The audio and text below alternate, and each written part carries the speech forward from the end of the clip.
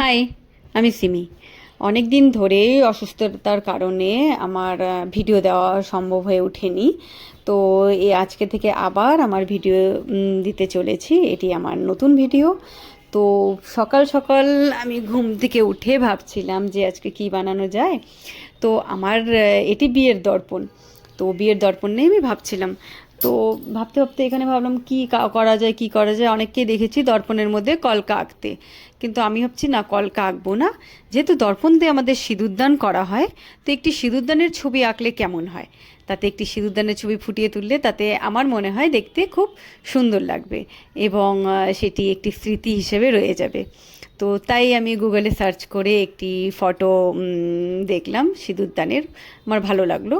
তো সেই ছবিটি আমি আমার দর্পণে ফুটিয়ে তুললাম, এবং প্রথমে সেটিকে পেন্সিল দিয়ে স্কেচ করে তারপর কালার দিয়ে আমি ধীরে ধীরে সেটিকে শেড করে ছবিটিকে ফুটিয়ে তুললাম।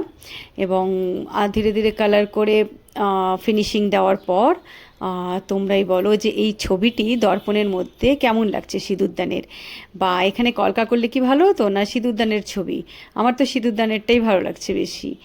তো যদি তোমাদের ভিডিওটি ভালো লাগে তাহলে লাইক আর সাবস্ক্রাইব করো, এবং কমেন্টে জানিও কেমন হয়েছে। আজকের মতো এখানেই। ওকে, টাটা, বাই বাই, আবার দেখা হবে।